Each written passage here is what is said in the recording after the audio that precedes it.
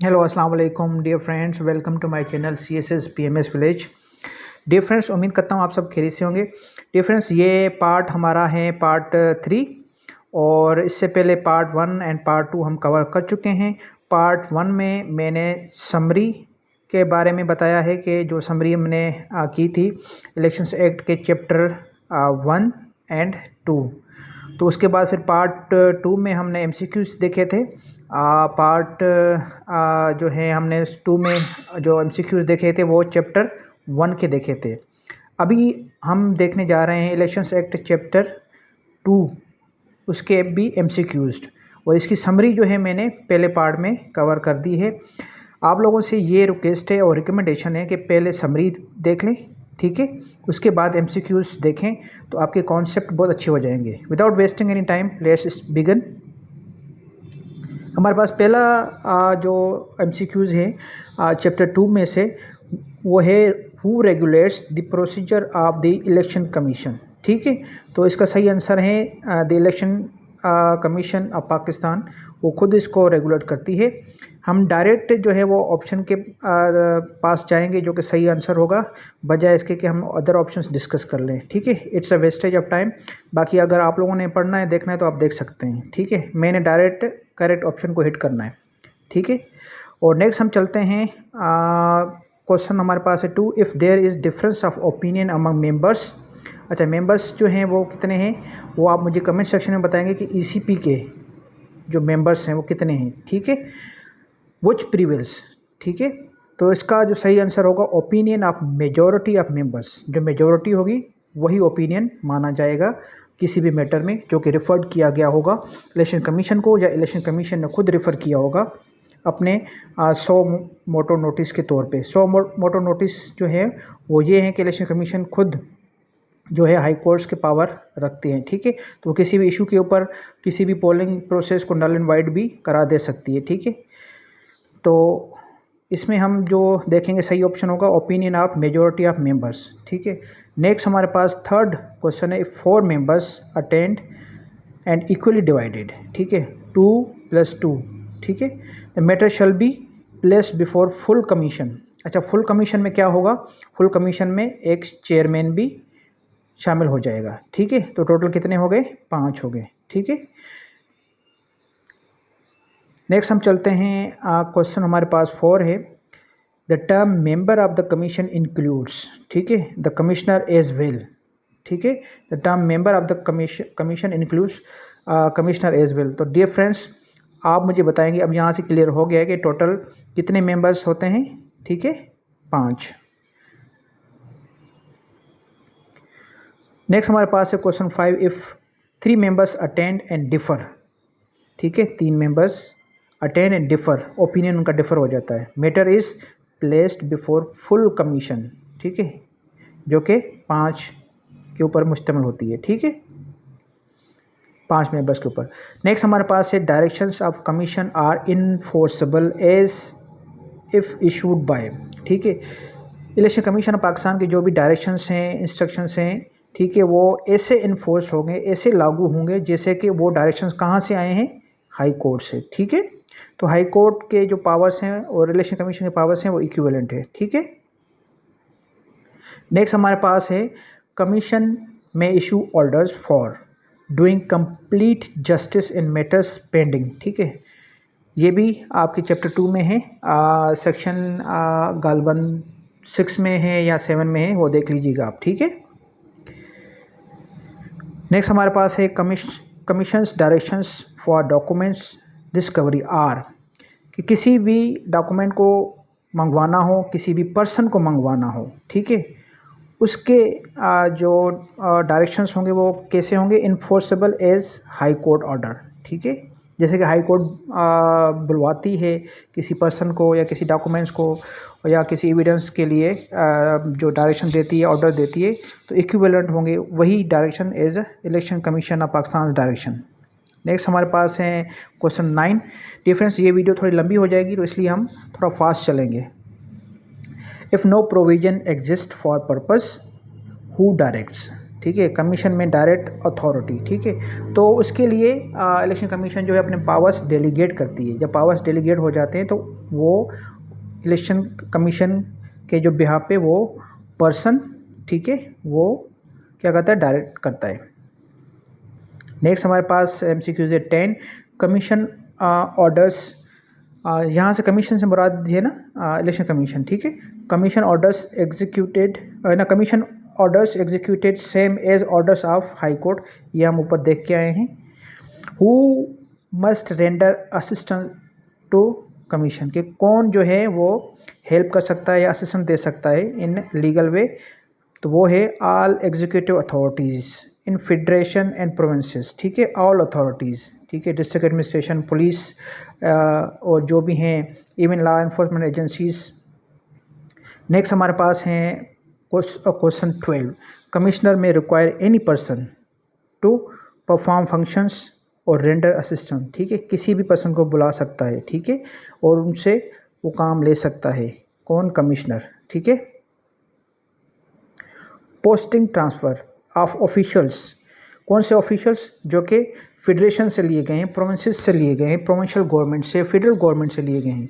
After program issued requires prior written approval of the commission, ठीक है, कि commission की प्रायर रिटन अप्रूवल के बगैर वो ट्रांसफ़र पोस्टिंग नहीं हो सकते हैं। कब, जब कोई प्रोग्राम इशू हो गया हो।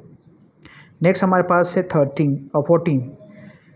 14 हमारे पास क्वेश्चन है governments must make available to commission, ठीक है। अच्छा, यहाँ गवर्नमेंट से क्या मुराद है, यहाँ पे एस लगा हुआ है, it means provincial federal governments, ठीक है। सच स्टाफ एज इट में रिक्वायर, ठीक है, ये सेक्शन 5 में गालबन होगा, ठीक है, आप देख लीजिएगा।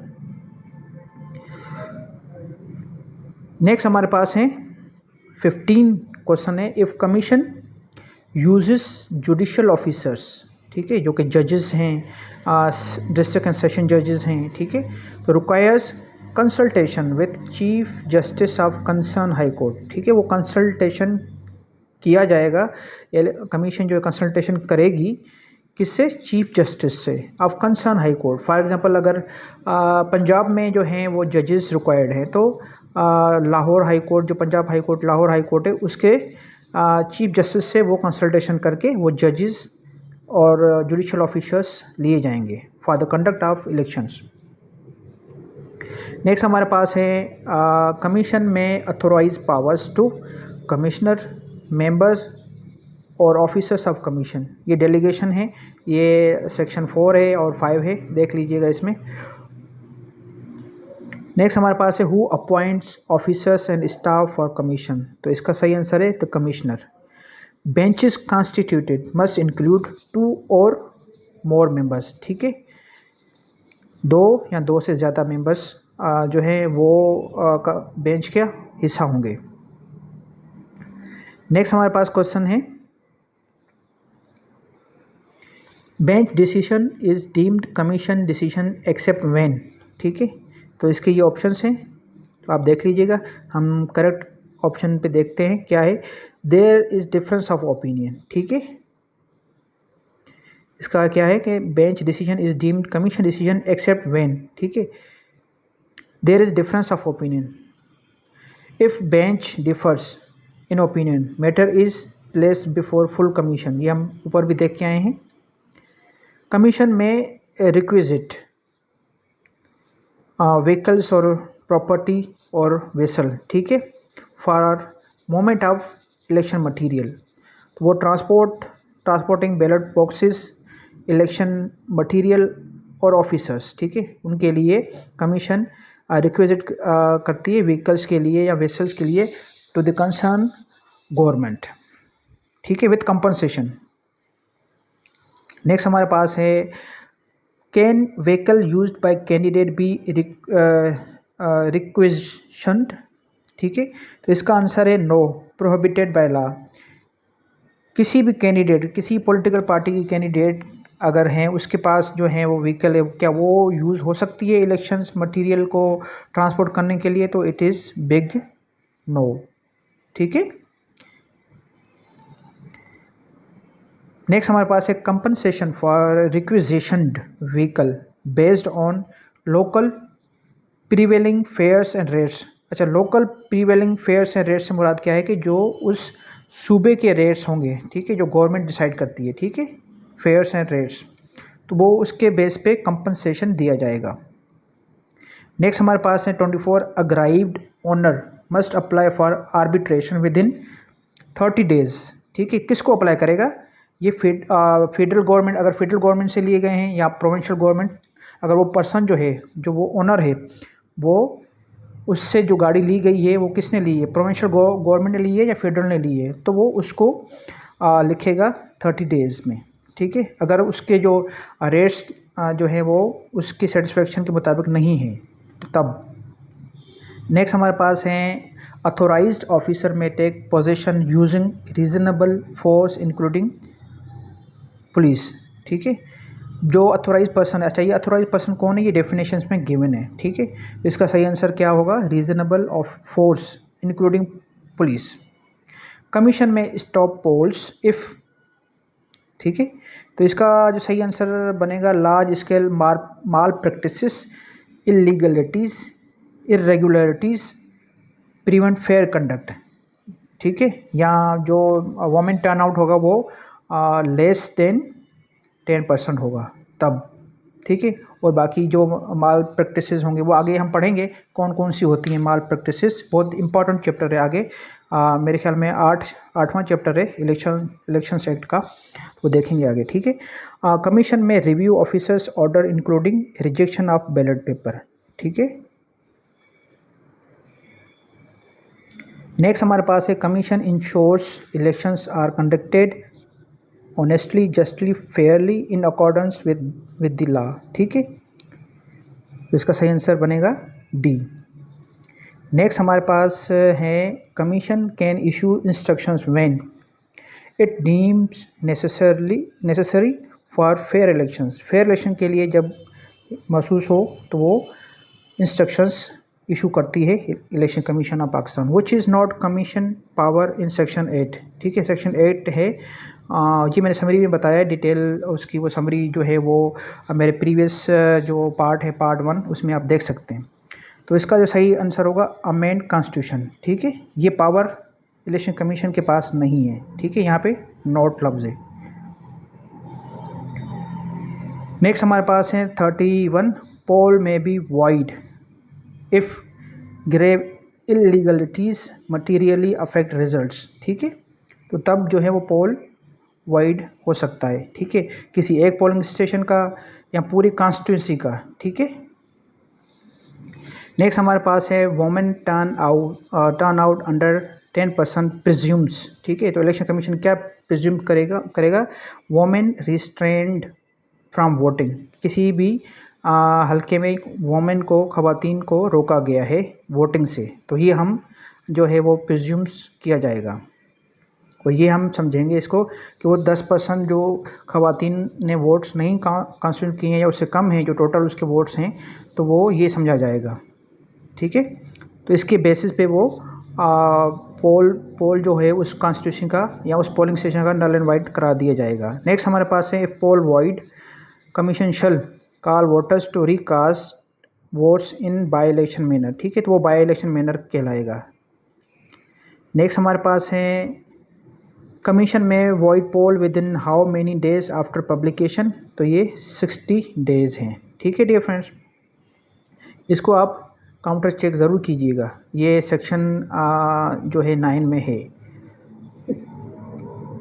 नेक्स्ट हमारे पास है while voiding poll commission is deemed election tribunal. ठीक है, तो इलेक्शन ट्रिब्यूनल वो तस्वर किया जाएगा जो इलेक्शन कमीशन होगा। ठीक है, और इसके जो फैसले के अगेंस्ट रिव्यू में जो है वो सुप्रीम कोर्ट में जाया जाएगा। ठीक है, सुप्रीम कोर्ट इज़ नेक्स्ट जो है वो डोर जहाँ पे आप अपने इस इलेक्शन ट्रिब्यूनल के फैसले के खिलाफ जो है वो आप जाएंगे, या उसके जो अगर आप एग्राइव्ड हैं तो उसके लिए आप सुप्रीम कोर्ट जाएंगे। ठीक है, वो कितने डेज़ में जाएंगे? वो 30 डेज़ के अंदर अंदर आपने जाना है। ठीक है, नेक्स्ट हमारे पास है commission may order complaint against person who restrained women from voting. ठीक है, commission may punish contempt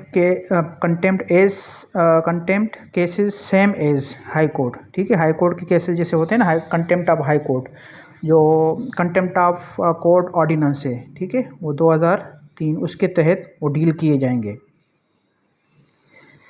next हमारे पास है contempt law references to court and जज मीन, ठीक है। तो इसका क्या मतलब है, कमीशन, कमिश्नर एंड मेंबर, ठीक है डियर फ्रेंड्स। नेक्स्ट हमारे पास है contempt proceedings may be against any person for contempt of commission, any person, ठीक है।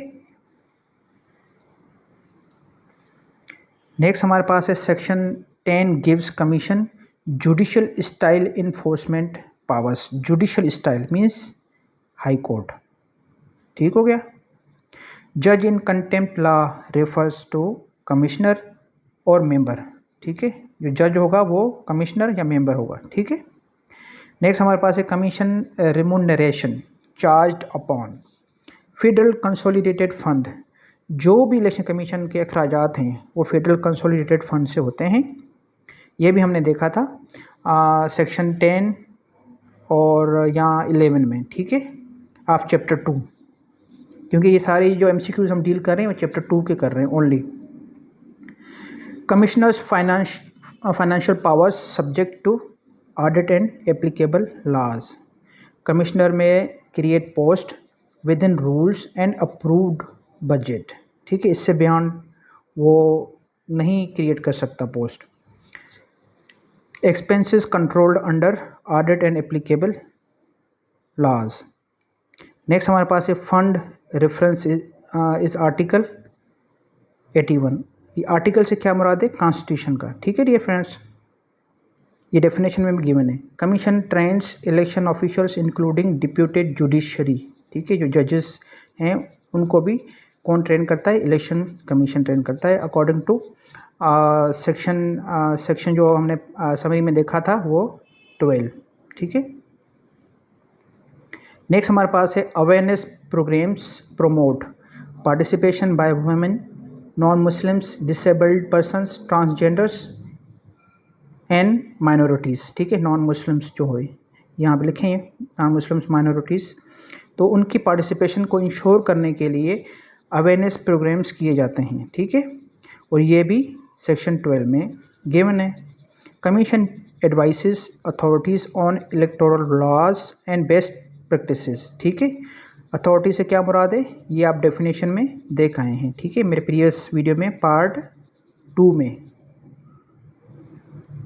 नेक्स्ट हमारे पास है commission may recommend amendments to increase transparency and fairness. क्या कर सकती है, रिकमेंड कर सकती है, अमेंड नहीं कर सकती। किसी भी चीज़ को, लॉ को अमेंड नहीं कर सकती, रिकमेंड कर सकती है, प्रपोजल्स दे सकती है।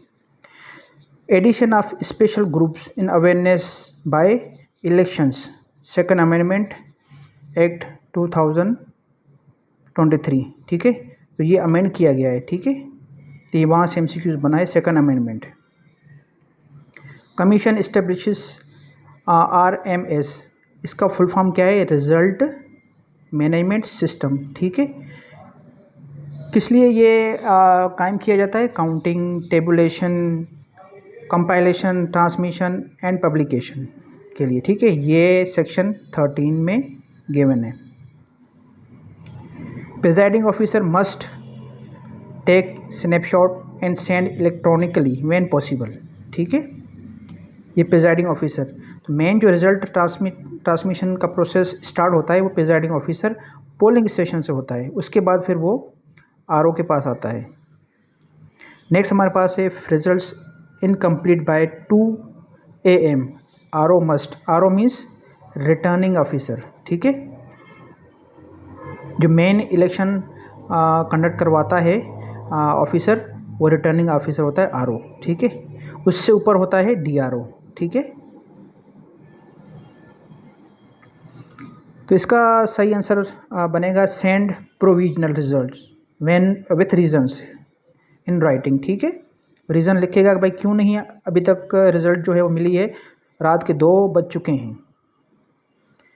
नेक्स्ट हमारे पास है RO must send complete results no later than, सुबह के 10, जो अगला दिन चढ़ेगा उसके 10 बजे सुबह को, उससे लेटर देन नहीं, ठीक है। और must send electronically scanned provisional results and ballot paper counts, ठीक है। ये फॉर्म 45 है और प्रिजाइडिंग ऑफिसर की तरफ से, फिर 46 भी उसकी तरफ से हैं, फिर 47 है, 48 हैं, ये सारे फॉर्म्स हैं, ठीक है। ये डिस्कस करेंगे हम आगे। Commission publishes results along with, तो इसका जो सही आंसर बनेगा जेंडर डिसएग्रीगेटेड टर्नआउट, ठीक है। इसके साथ वो पब्लिश करता है।